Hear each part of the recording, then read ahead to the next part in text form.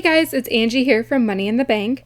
So again, changing things up, it's just going to be me this week, but I'm actually really excited for this week's episode. Before we dive in, I do want to remind you that you have a few episodes left to go ahead and enter our $50 contest. So basically, for our 50th episode, we are giving away $50, and if you leave a review, either on iTunes or Stitcher, you're automatically entered. Or if you just want to go ahead and share with your friends via Facebook or Instagram or an email, go ahead and do that. Just shoot me a screenshot at Angie@moneyinthebankpodcast.com and you're entered. It really is that easy. So moving forward into today's episode, Brett's not here for me to give him a trivia question, but if I did, it would be to ask what the poverty rate in America is. And it's actually a shocking 14% is what they estimate. And, you know, it's kind of crazy that we actually have some of the world's wealthiest people and some of the world's poorest people in the same country where we, shouldn't have these issues. In fact, 45 million Americans just about are living in poverty.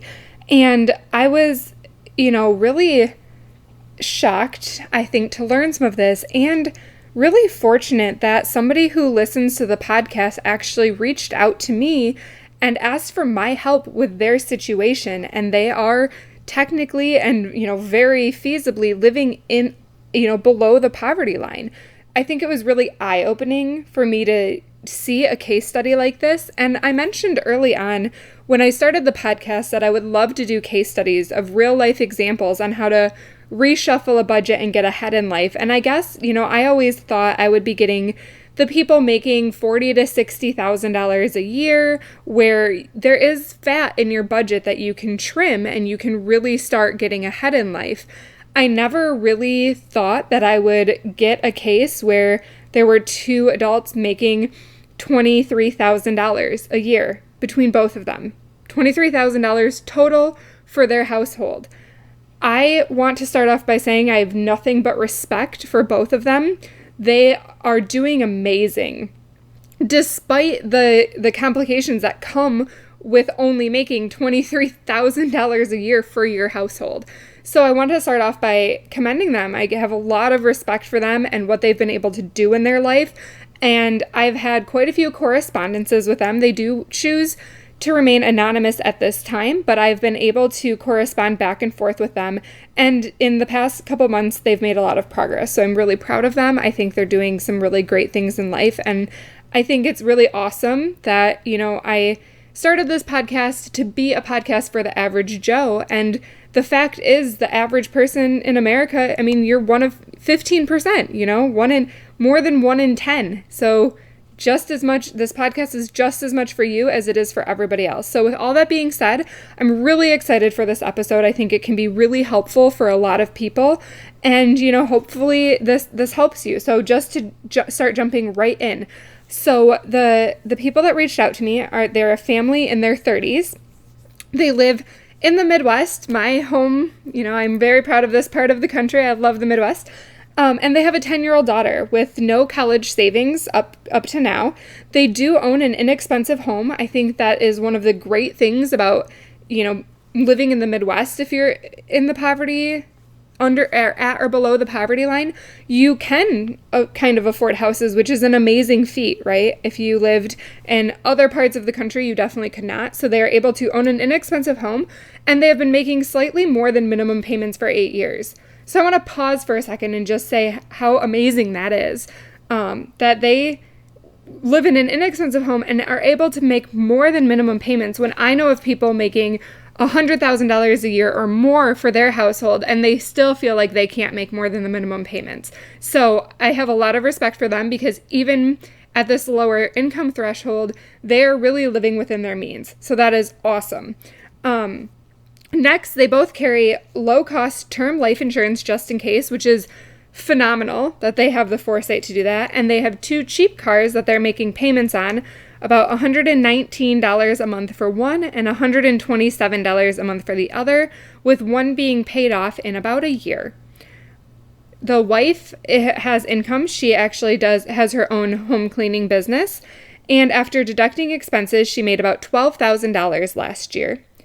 Her husband does part-time contracting with a landscaping company, and after deducting expenses, he showed about $11,000 in income last year. So that's about $23,000 total income on their taxes, which means they are eligible for both food stamps, which they get $509 a month, and Medicaid. So her dilemma is that if they start making over $26,000, then she believed that they would no longer be eligible for food stamps or Medicaid.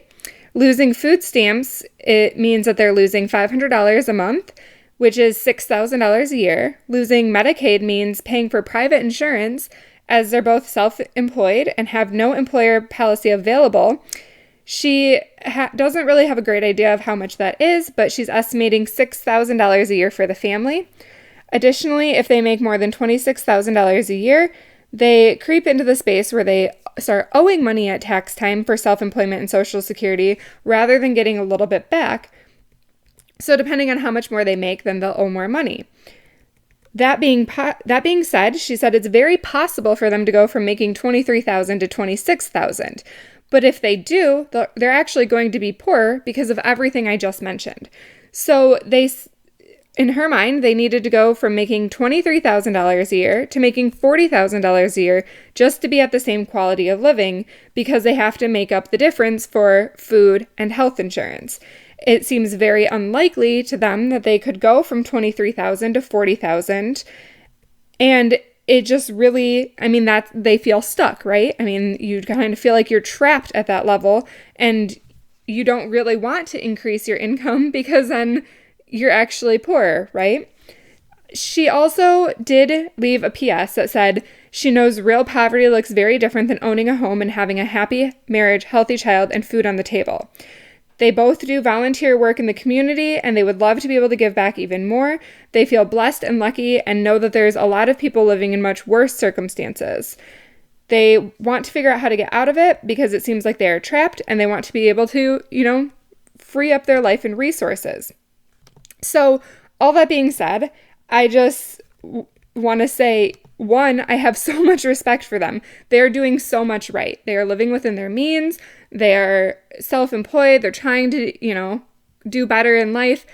And that's great. And I think I saw this and I was just like, that's not fair, right? It shouldn't be a light switch turns off once you start making an extra $3,000 a year. And all of a sudden you have to make up this $12,000 difference. That seemed crazy to me. So I poured myself into research for them. I wanted to do as much as I could. I made calls to a local center that specializes in SNAP and Medicaid benefits just to pick their brain. And I really tried to learn a lot. So I actually sent her over a spreadsheet to help visualize their total annual compensation.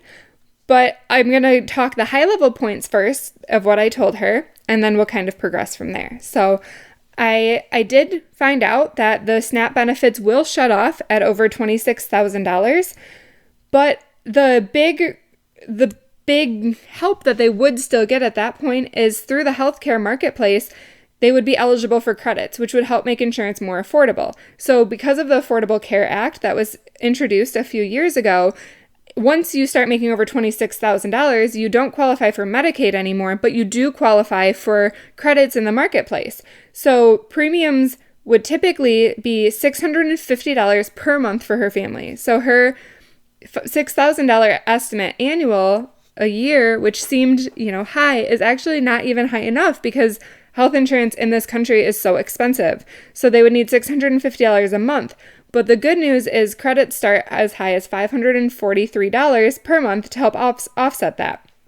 This helps illustrate that instead of needing the $40,000 to replicate the lifestyle they have now, they really need $32,000, which is still a huge jump from the $23,000 that they currently make, right? So I put together an action plan for them, and it actually has about 4 steps here. So I said, the first thing I would do if I were in their shoes is to research higher paying jobs.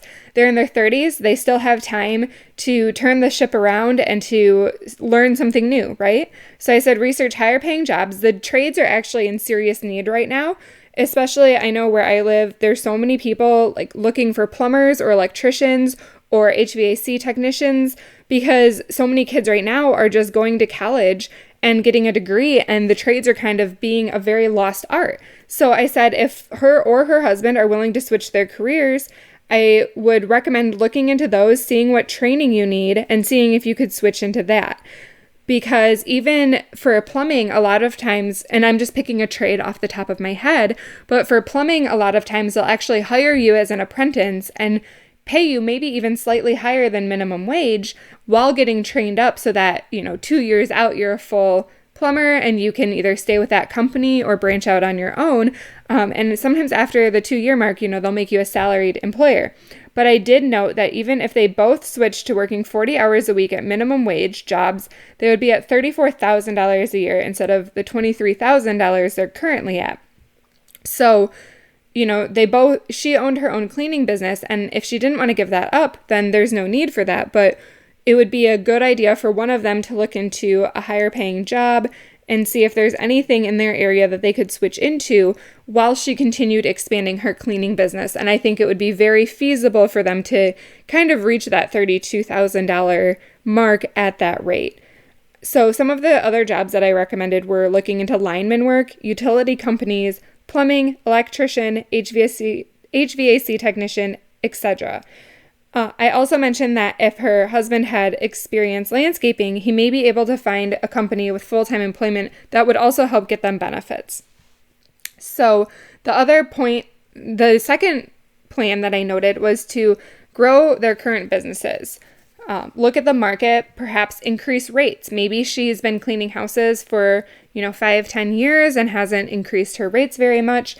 It seems like there might be room to increase it. So let's say she's been charging $15 an hour for cleaning houses. Maybe with the customers she has, she could ratchet that up to $17 an hour, and they would all still happily pay that, and she would just get a little extra breathing room. There is also, right now I've actually started networking more via Facebook, and there are so many great networking groups on Facebook. You can join BNI groups, usually for a very minimal fee, which is a business networking group. And sometimes there's also free ones. I know in where I live, through Facebook, I found several networking groups that meet over lunch, and they are free to join. And you can even just go, get a drink with them and leave a tip. So for $5 a month, you can have a networking group that you meet with, and that can actually really help give you warm leads instead of cold leads. So if you're not familiar with sales, a warm lead means that somebody refers your name on instead of a cold lead where you're just posting, a sign on a bulletin board and hoping somebody calls you, or calling or sending out flyers in the mail, or putting, I'm sure we've all seen like the lawn care services that come up and stick something in your door. So those don't have as high of, conversion rates as if you get a warm lead, which is basically, there's certain people I've worked with for years, especially in real estate, since we've bought so many properties. I refer my realtor onto everybody I know because she's wonderful. And so many of my friends have used her because I give a personal review and a personal recommendation. So by joining networking groups, you can really get a lot of these referrals, and that's a great way to grow your business even more. So the third step I said that they should do is to learn ways to eat cheaply while still eating healthy. Right now, they get $500 a month to go and get groceries with their SNAP benefits. However, I've actually worked with families of 3 or 4 that eat well on about $350 a month, which I know sounds like a crazy decrease at first, but if you, really start looking into this and start making budget meals, one website I think is absolutely great is budgetbites.com. But I've also done a lot, if you follow me on Instagram, sometimes I post different recipes that I'm making on my stories or, on my actual Instagram, and I'll actually include how much I paid. But there are many, many meals that Brett and I eat that cost $1 per serving per person or less. And I think, especially being in the Midwest, we are very fortunate to have wonderful farmers markets all over the Midwest. And the great news right now, while they still have SNAP benefits, is your SNAP benefits are worth double at a lot of farmers markets in the Midwest, which is really cool because you can stock your fridge full of fresh vegetables, which are, when it's in season, you get a good price. But, another big thing that I've done is to be able to make a few staples that are cheap and healthy and to make things in bulk. So I mentioned some of my favorites are rice and beans, chili, stuffed squash, black bean tacos, with homemade shells. A bag of masa flour is $4, and you can make over 100 taco shells with it. So you want to find things that are still healthy. You still want to eat your vegetables. You still want to eat a lot of beans and get your protein, a lot of nuts. We've mentioned a million times on this podcast, we buy our peanuts in bulk from nutstop.com. And I actually got oats in bulk recently from a website in Canada, and I can add all of these links onto my blog post about this. But sometimes buying in bulk, I know it can be a little hard because it's more upfront, but then you have all this food, all this healthy food, which is really great. Eggs are another thing that they're super healthy and they're full of nutrients. So just, find recipes, find budgets. I know something I've recommended before is to reduce your meat consumption. I know that's hard for a lot of people, but meat is expensive. And if you replace it with beans, it will save you money, especially if you do dried beans. I mean, you can get a big bag of dried beans for $1 or $2. And by the time you soak them and cook them up, they go such a long way. Another thing I recommend is when I was in college, a big thing I did is I would go to Meijer and I would shop the 10 for 10 sale when it was offered, because I would get so many vegetables at a discounted price. And I remember in college, I would literally stock up. They would put 5-pound bag of potatoes on the 10 for 10. So it's $1 for 5 pounds of potatoes. And I would stock up on potatoes, peppers, other essentials. The 10 for 10 for me was a great way to get so much food for my money. And in college, actually, my grocery budget for myself was $100 a month. I was a vegetarian at the time, which made it a lot easier. As I've mentioned, meat can be expensive. But for $100 a month, I ate very healthy and I ate very well. I never deprived myself of food. I never didn't eat enough. It was nothing like that. You can eat very well at that price point. You just have to eat low-cost things and be really smart with your shopping. So, like I said, the 10 for 10 sale, when that happened, I would go nuts. I would stock up on so much stuff. And don't be afraid to freeze vegetables yourself. It kind of makes sense. You can buy frozen vegetables in the freezer aisle. Sometimes those are a great deal, but sometimes fresh is actually cheaper and you can just freeze it yourself. One more thing on the grocery list, and then I'll move on, but I also mentioned to see if any stores in town have a bulk cart. So we love our bulk cart. We have several grocery stores that do this. One time we got literally 100 bananas for $3, which was insane. And I know everyone's probably like, what did you do with 100 bananas? We peeled them all and froze them, but then we would make banana bread, or we would make oatmeal casserole with bananas in it, or we would just pull them out and make smoothies. So there's a lot you can do with frozen bananas, and it was totally worth it. But not just bananas on the bulk cart. We've also gotten peppers and we've gotten potatoes. I mean, they just put produce on there that probably needs to be used within a few days, but it's a great way to score some deals. So just to recap here, I told them to research higher paying jobs. I offered tips for growing their current business. And then I mentioned finding ways to eat a little cheaper while still eating healthy, so that when or if the SNAP benefits did run out, they could transition to that and start spending a little bit less on groceries. So the last thing I said was to stop paying extra on their mortgage until their credit card was paid off. Paying off the credit card would free up extra money and reduce stress, plus that extra $1,400 a year will help with the income fluctuations you'll experience as you make more money. So I said numerically, if they could reduce their grocery bill by $150 a month, they can live on $1,800 less total annual compensation when SNAP ends. In the worst case scenario, on the spreadsheet that I sent over, they could make $27,000 a year, which is $2,600 less than their current total annual compensation. And the total annual compensation that I'm mentioning was how much they make plus the benefits that they would be receiving from the government. The other $800, which is $67 a month, could be made up from the extra mortgage payments until things stabilize or they increase the income a little bit more, or by reducing other expenses. I also mentioned that I applaud everything they're doing. I'm sure their budget is already bare bones, but so I really focus on increasing that income as quickly as possible, which is why a career change would be very beneficial if they were willing to do that.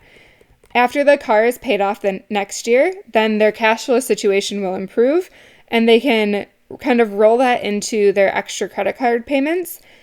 And so that means within, a couple years there, they'll actually see an extra $366 in their monthly budget from getting their credit card and cars paid off, which means that they could be free of their student loan debt within 2 years.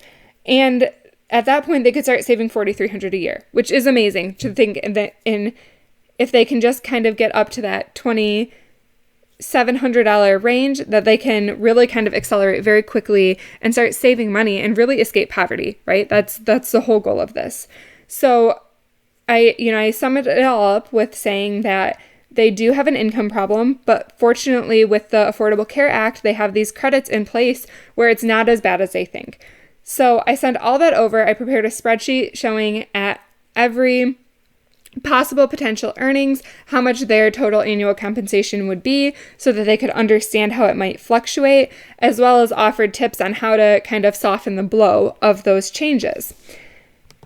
They responded and said, it was overwhelming, which of course it is, but they were looking everything over and facing all the music, and she would get back to me. So that was great. It is a journey. It is overwhelming, but, you just got to keep rolling. So shortly thereafter, she did follow up with me and said, a lot of this was making sense. She was working on growing her business.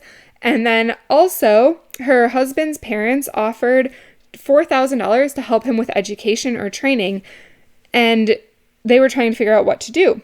So I, again, reiterated the trades, and last I talked to them, they were still going to try to figure some of that out and see what was going on. So hopefully I will be hearing from them soon, and I will give you guys a follow-up to let you know how they're doing. I, again, think this is just a really cool thing. I'm so glad they reached out to me for help. And hopefully the advice that I gave them made a lot of sense, and the pieces will kind of all come together and everything will align, and then they'll accelerate out of this, I think they could. I think something I've learned about myself is I am very, very optimistic. So, the tone of my email was like, you've got this, go for it. Like I was cheerleading them on, and her initial reaction was, this is overwhelming. But it was really cool to see that she digested it, came back a week later, said that it was making a lot of sense, talked to, their parents who might be able to help them, arranged for this loan to help further his education and prepare him for a career switch. So that's an enormous amount of progress in just a few weeks.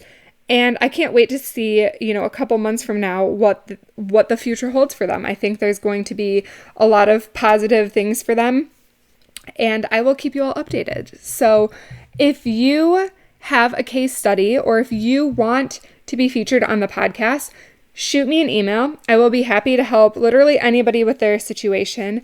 This was definitely a new one for me. I had never really researched things in this income level or learned a lot about the different programs. So it was really awesome for me to learn more about Medicaid, how it helps, how it works with your income, and as well as the SNAP benefits and how those work, and the Affordable Care Act. That was something that I feel like in the media a lot, we hear about how bad it was and how it spiked premiums and all these sorts of things. So it was really cool to see how it really is beneficial to help bridge that gap for people, because if you recall, originally they're making $23,000 a year.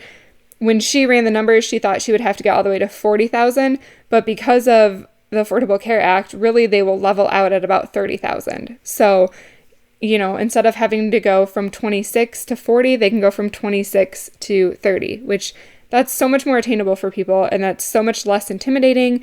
And I think that's really great. So it was cool for me to see how that's used in a positive way to help people in this country. And overall, I think this was, just a really cool case study to help remind us all that we're all in this together. We're all average Joes here. We're all just trying to learn what we can and do the best we can in our situation. And I honestly just have so much respect for them for making extra payments on their mortgage and doing all the right things. So keep it up. If you are listening to this and you're in a similar situation, keep going. Just keep swimming. Things will get better. And, like I said, for them, by the time they start paying down their car loans, paying off their student loans, someday they will have an extra $360 a month, which is insane, right? I mean, that's $4,000 a year that they will be able to do something very productive with. So just keep going. It will get better. And one day you will have more breathing room and you will see the light at the end of the tunnel. So as always, for this and more money-saving tips, tune in every single week. And don't forget to enter our contest to win $50 just by leaving a review of the podcast or telling a friend and emailing me about it at Angie@moneyinthebankpodcast.com. Thanks so much for tuning in. And as always, if you have any questions, please just feel free to shoot me an email. Thanks. Hey guys, thanks for tuning in to this week's episode of Money in the Bank. Make sure to subscribe to us on the iTunes or Stitcher app so that you get weekly alerts every time we post a podcast. Or if you want, you can visit my website, moneyinthebankpodcast.com. And if you want to reach out with any questions or further comments, please email me at Angie@moneyinthebankpodcast.com. I look forward to hearing from you. Money in the bank.